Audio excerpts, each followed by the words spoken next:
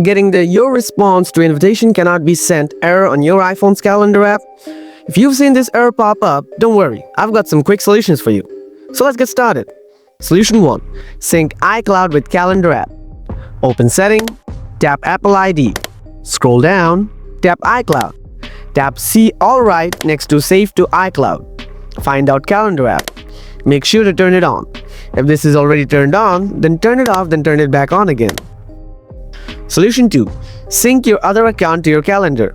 Open Setting, scroll down to End. Tap App, tap Search. Type Calendar. Find out the app. Tap Calendar account.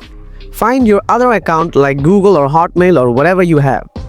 Open the account. Make sure to turn it on the calendar app. If this is already turned on, then turn it off. Tap Delete from my iPhone. Then turn it back on again. Go back, scroll down, tap Sync. Select All Event. Solution 3. Offload and restart the phone app. Open Setting, scroll down, tap General, scroll down, tap iPhone Storage. Find out your calendar app. Tap Offload. Tap Offload again. Tap Reinstall the app. That should do it.